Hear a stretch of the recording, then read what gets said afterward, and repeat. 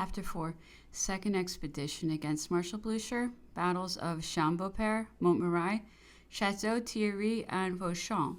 From the 9th to the 15th of February, Blucher's march through Champagne had filled the capital with alarm. Most unfavorable intelligence was hourly arriving from Paris. Blucher had entered the Brie Champenois and was advancing by forced marches. The Duc de Tarento had retired upon Ferté-sous-Jouarre, and the fugitives were entering Meaux.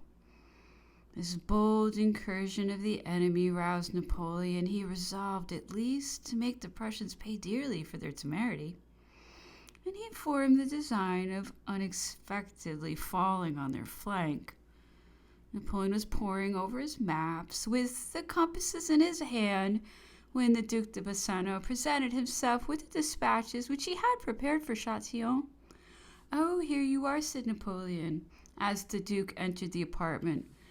"But I'm now thinking of something very different. I'm beating Blucher on the map. He is advancing by the road of Montmirail. I shall set out and beat him tomorrow. I shall beat him again the day after tomorrow. Should this movement prove as successful as I expect it will, the state of affairs will be entirely changed, and we shall then see what will be done." There was no post road by which communications could be maintained between the high road of Troyes, which was occupied by the French army, and the road to Chalon, along which Blucher's troops were so boldly advancing.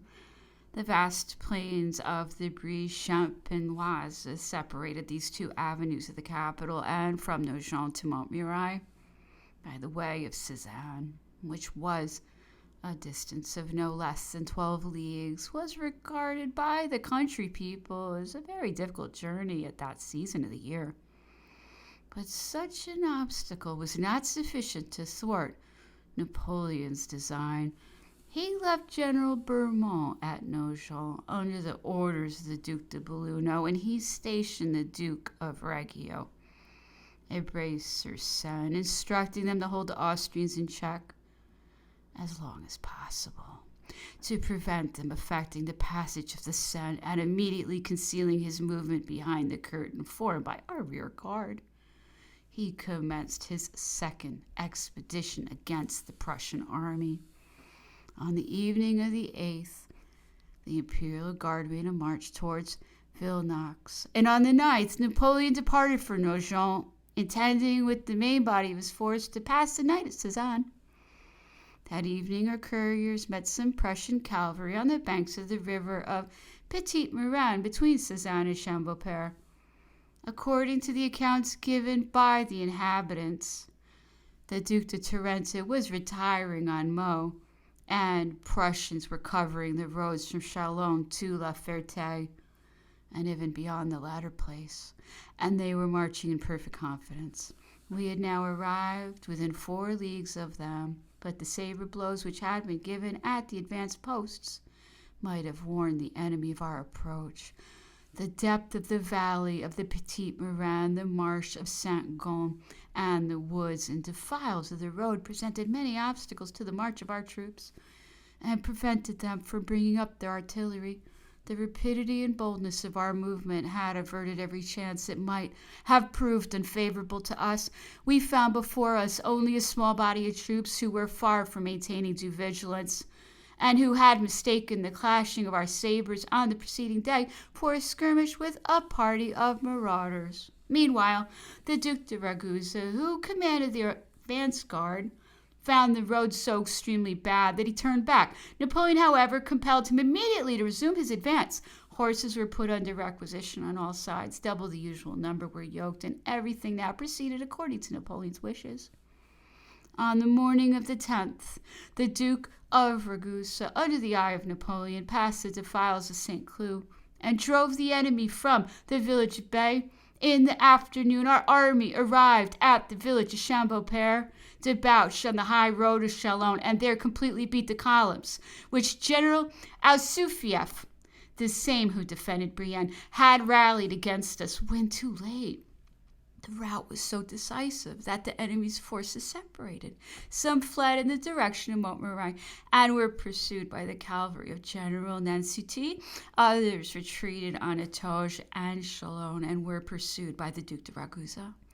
Napoleon, now master of Chambopert, took up his abode in a cottage on the road at the corner of the principal street of the village. Here the enemy's generals, who had been made prisoners, were introduced to him, and he made them dine with him. Until this last defeat, we had been uniformly unsuccessful throughout the whole campaign. With what joy, then, did we hail this first ray of good fortune! Napoleon was inspired with new hopes. The Prussian army, thus a second time intercepted in its march, was now separated into two masses, over both of which Napoleon relied on obtaining signal advantage. He already began to fear that the Duc de Vicenza, acting upon the powers which had been transmitted to him from Troyes, might be too hasty in signing the treaty. He wrote to acquaint him that a brilliant change had occurred in our affairs, that new advantages were likely to ensue, and that the French plenipotentiary might now assume a less humble attitude at the Congress.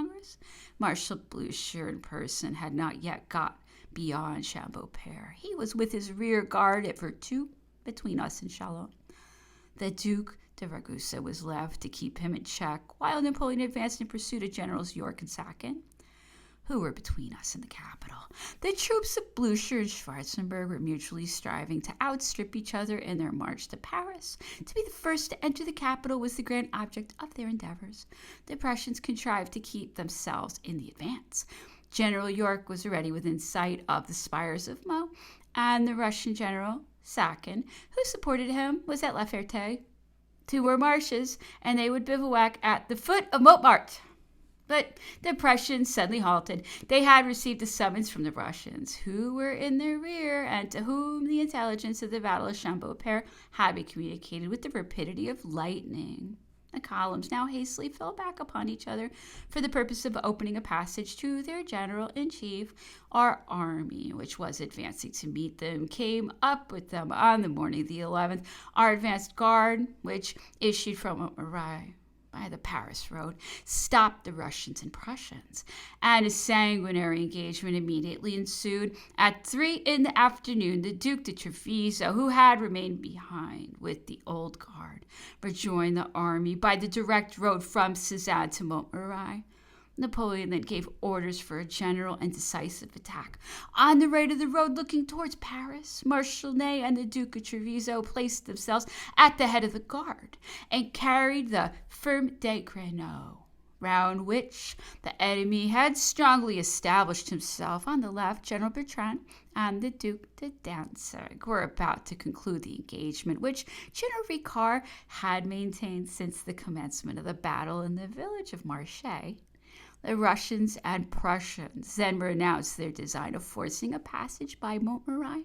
They retired across the fields to Château Thierry in the hope of regaining a communication with Blucher by the second road to Chalon, which runs along the banks of the Marne.